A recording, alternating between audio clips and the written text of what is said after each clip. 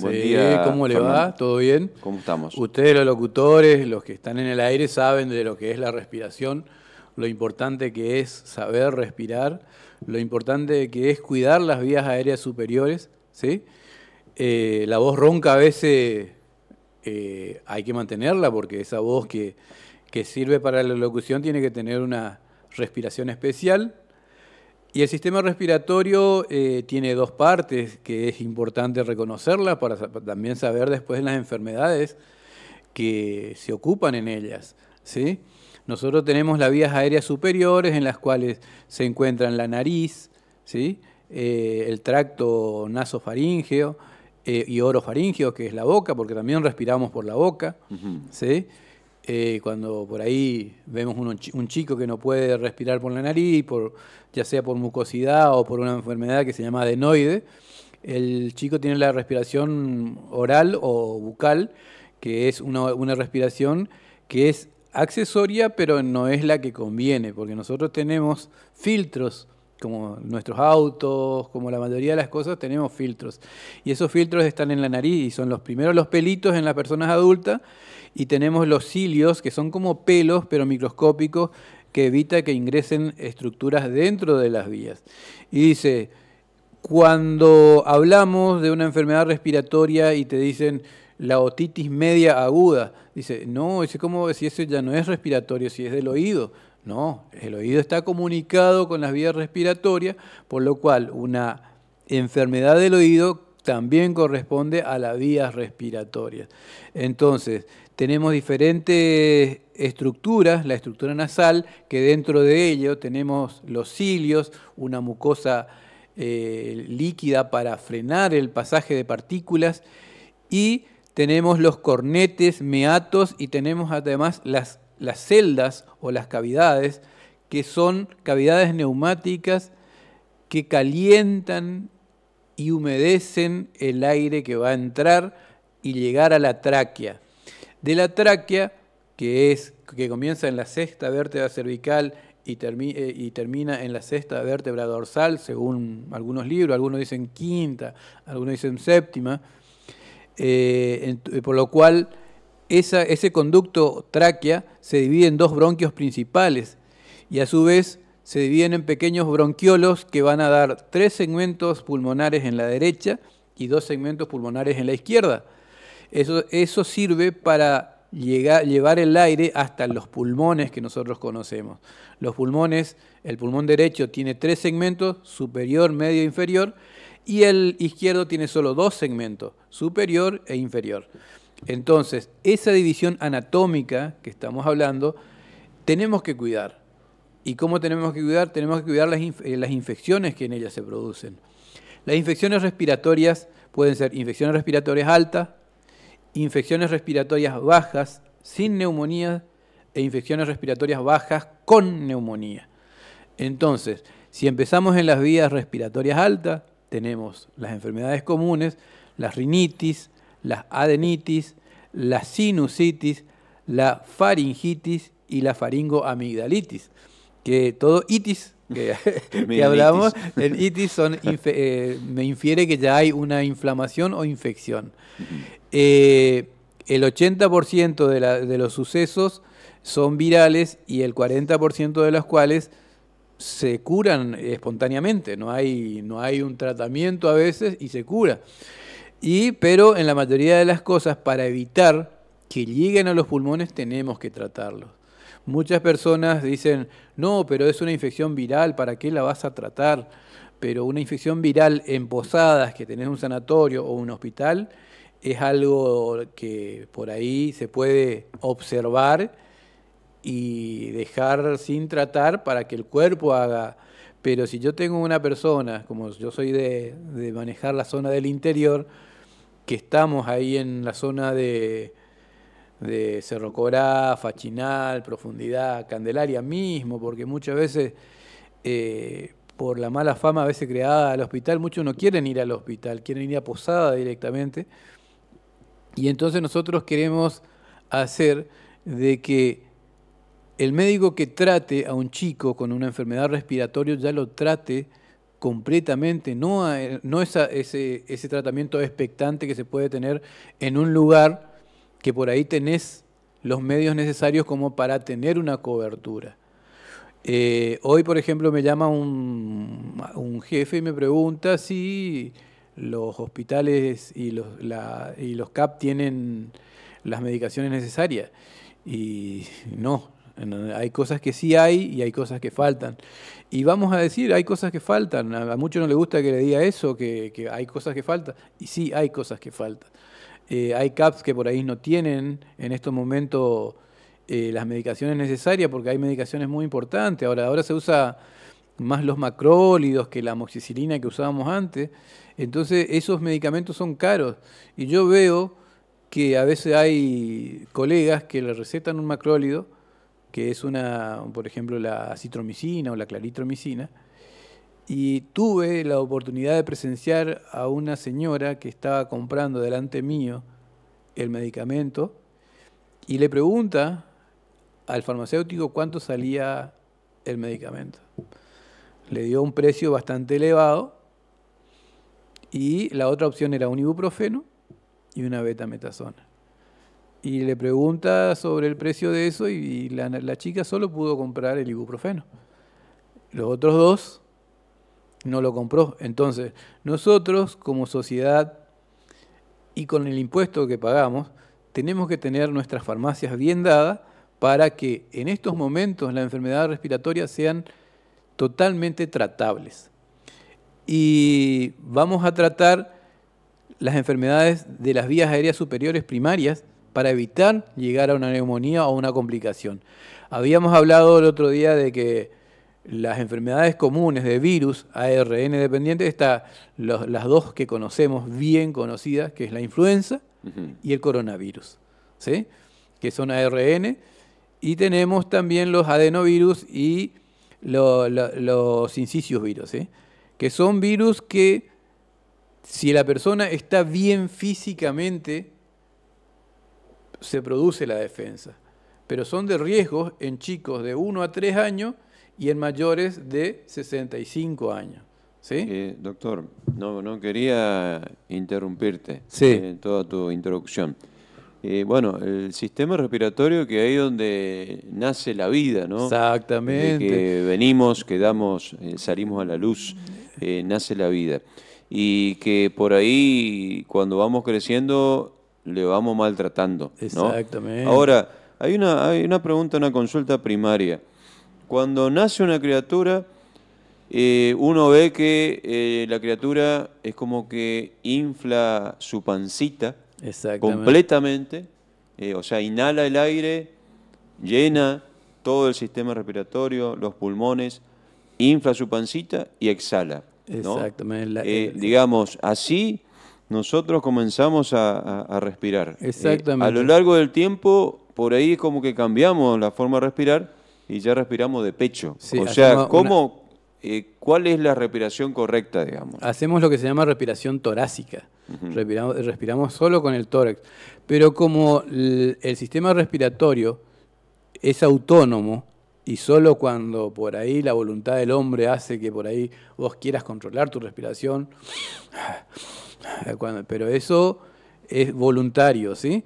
El sistema respiratorio es autónomo y en el cual nosotros tenemos que tratar de ayudarle con la voluntad para hacer una respiración más abdominal, más diafragmática, digamos, para respirar mejor en caso de las personas que trabajan o trabajamos con la voz, ¿sí?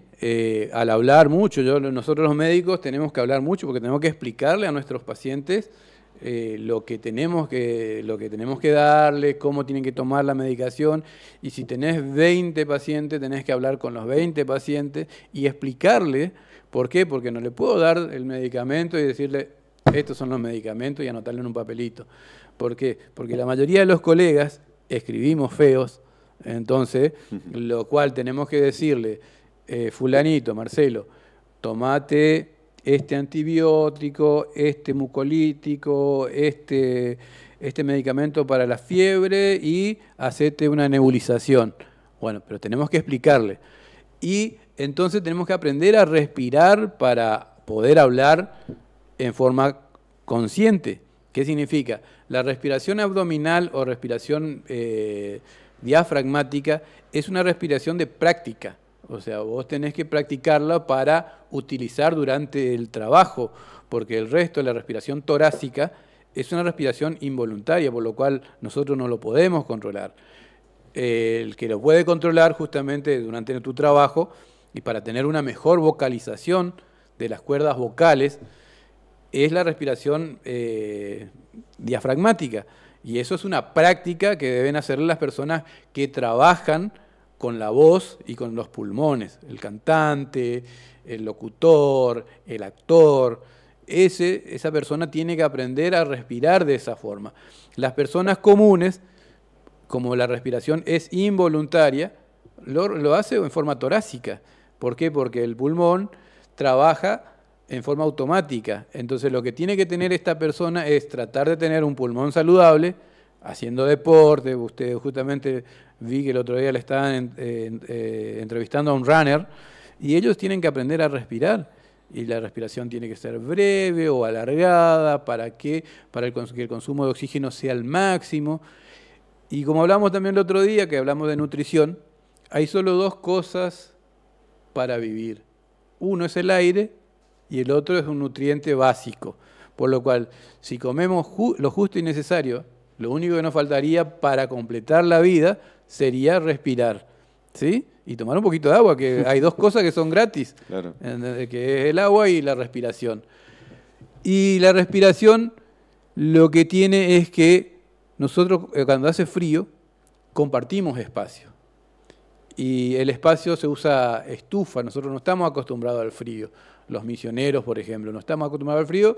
Y el calor extremo, cuando hace frío prendemos estufa y cuando hace calor prendemos aire acondicionado. Y ninguno de estos dos componentes son buenos para la vía respiratoria. ¿Por qué? Porque el trabajo de la vía respiratoria es ingresar el aire, humidificarlo y meterlo hacia adentro. ¿Y qué hace el aire acondicionado y la estufa? Seca el ambiente, por lo cual hace todo lo contrario a lo que el ambiente tiene que tener. Nosotros tenemos que tener ambientes abiertos, cosa que entre el aire, que entre la humedad y que podamos respirar bien. Que se ventile. Que se ventile, ¿sí? En cambio, nosotros hace un poquito de frío y nos encerramos todos. Y el otro día llegué a la sala donde tenía 30 pacientes más lo que tenía que atender el odontólogo y estaba todo cerrado. Y entonces le digo a la enfermera que abra para que entre el aire. Y me dice, la gente tiene frío. Sí, pero tiene un poquito de frío, le digo, pero no se van a enfermar porque nosotros necesitamos que el aire circule, porque acá, en este lugar, con uno solo, con una gripe fuerte, nos contagia a todos los que estamos adentro. Claro. Porque el aire, el flúrgen, que es el líquido que produce y vuela por el aire, lo respira cualquiera. Y además, nosotros dijimos, bueno, las manos, el limpiarse la mano con alcohol en gel, ¿por qué? Porque si yo vengo, me pongo a hablar con vos y acá en este lugar queda mi saliva y yo vengo de una enfermedad respiratoria, el próximo que viene va a tocar esto, se va a tocar la nariz, o lo mismo que estoy haciendo yo, se va a tocar la nariz o se va a tocar el ojo y automáticamente, si hay una infección grave en este entorno, me voy a contagiar o se va a contagiar el que venga. Entonces, el cuidado de las vías respiratorias comienza con el lavado de mano con jabón o soluciones alcohólicas como alcohol en gel y el ingreso de las vías respiratorias. ¿Y cómo tratamos las vías respiratorias? Las vías respiratorias dijimos, tenemos las rinitis comunes, el resfrío común. El resfrío común se trata con paracetamol para evitar las fiebres y algunos medicamentos antialérgicos como la betametasona, la difenhidramina, ¿sí? El antibiótico que se usa todavía y que anda bien es la amoxicilina común y el ibuprofeno para evitar una fiebre. Nada más que eso tenemos que tratar de usar. Muchas veces cuando el pediatra, que es más expectante que el clínico, el pediatra es más de cuidar al bebé que de contener a a la ansiedad de la madre o del padre, ¿sí? Y nosotros los clínicos a veces somos al revés, nosotros cuidamos al bebé, sí, pero tenemos el cuidado de que no se enoje ni el papá ni la mamá. Entonces, y los padres a veces vienen y quieren que vos le mediques, que le hagas inyectable, que le calme, que le saque el problema, porque ellos están viendo un problema y nosotros estamos viendo una persona. No estamos viendo un problema, porque yo estoy viendo a una persona. Y entonces él dice, no me dejó dormir en toda la noche. Y ese no es mi problema. Mi problema es que la criatura se cure, o la persona mayor se cure, y sea alguien que pueda servir a la sociedad. No puedo pensar solo en calmarle a esta persona que no pudo dormir.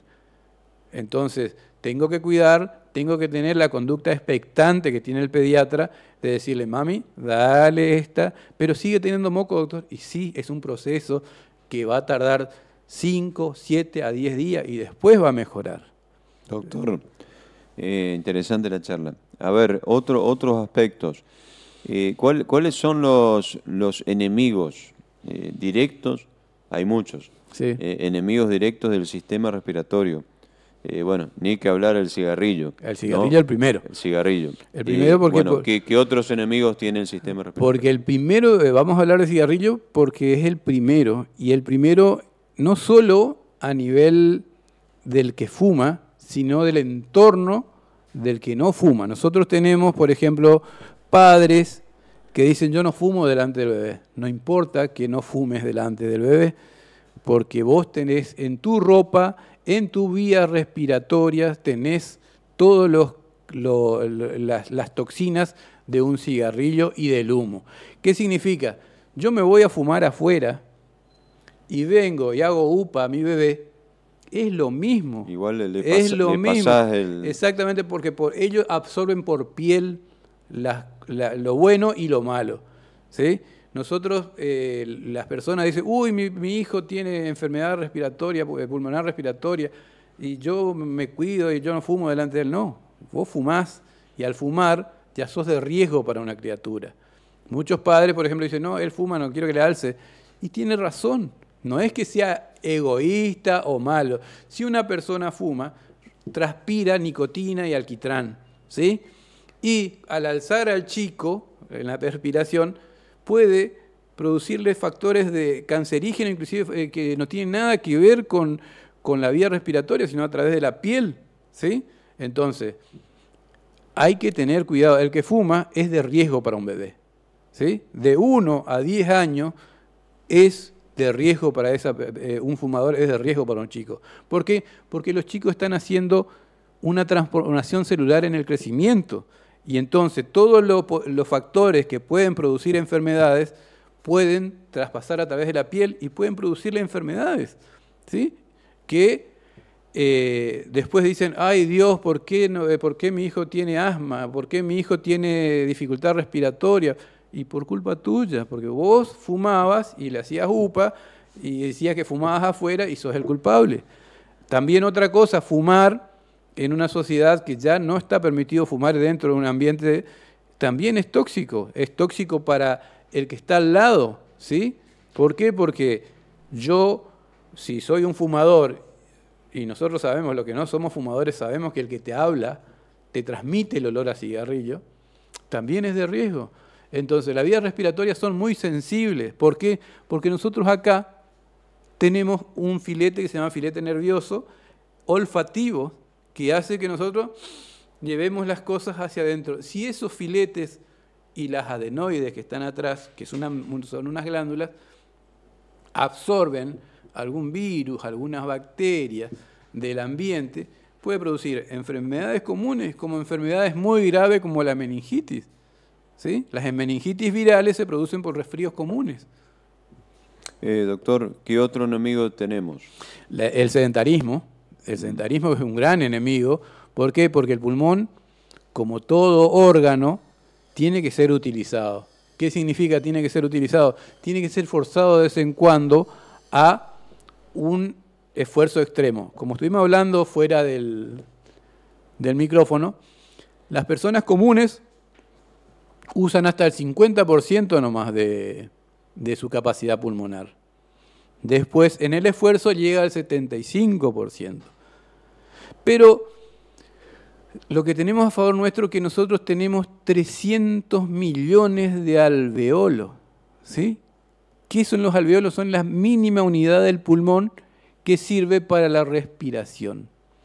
¿Y qué pasa con esas cositas que se llaman alveolos, que son como espumitas que hay dentro del pulmón, que sirven para hacer la transferencia del oxígeno? Yo respiro, entra, llega a los pulmones, se produce la hematosis, que es pasar el oxígeno a la sangre, y de la sangre a distintos órganos. El CUR 65 dice claramente que unos de los factores que me dicen que una persona está muy mal en una enfermedad respiratoria es el síndrome confusional. ¿Qué significa? Viene una persona que está con una enfermedad respiratoria y te habla sin sentido.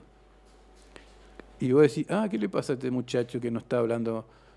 No se acuerda del nombre, no se acuerda cómo está, qué día es hoy.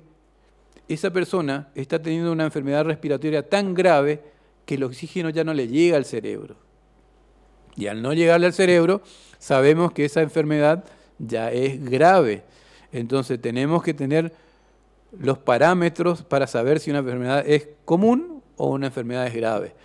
Y, como dijiste vos, el enemigo es el sedentarismo. ¿Y qué tenemos que hacer? Ejercicios físicos para fortalecer. Otros enemigos es el medio ambiente, donde uno trabaja, puede tener ese medio ambiente, por ejemplo, personas que trabajan en aserraderos, sin barbijo, ¿sí? Personas que trabajan en canteras, porque la realidad es que la argentinidad al palo es la nuestra. Nosotros, si no nos obligan a usar el barbijo, si no nos obligan a usar el casco, si no nos obligan a usar la antiparra, no la usamos. Y cuando uno estudia seguridad e higiene, te dicen que tenés que tener todos los medios de seguridad. Y muchas veces se tiene todos los medios de seguridad, pero las personas no quieren usar. Y entonces ahí se producen las enfermedades respiratorias como la silicosis, que son estructuras de piedras o estructuras de pequeñas partículas que se pegan al pulmón y no pueden ser sacados. Y esa se pasaba, por ejemplo, en la enfermedad de los mineros y en la enfermedad de los que trabajaban con carbón. Claro. Doctor, para cerrar la charla, muy interesante esto para seguir conversando. Las vacunas. O sea, ¿qué rol, qué papel tienen en el sistema respiratorio? Por eso habíamos hablado del cuidado de la respiración. Y cuando hablamos del cuidado de la respiración, uno de los principales factores son las vacunas.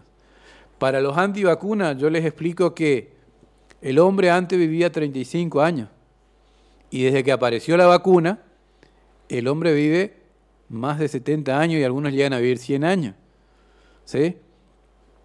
Quiere decir que los factores que determinan que una persona tenga una buena defensa son las vacunas. Y la vacuna de las vías respiratorias, como ser la vacuna de la gripe A o de la gripe, o la vacuna del COVID, fueron probados y funcionaron, ¿sí? Se pasó una pandemia gracias a la vacuna. Gracias a la vacuna hoy podemos andar por la calle caminando y podemos saludar de vuelta a nuestros amigos, podemos ir a cenar, podemos disfrutar la vida. Y es porque las vacunas son importantes. Y eso sí provee el Estado. Es gratis.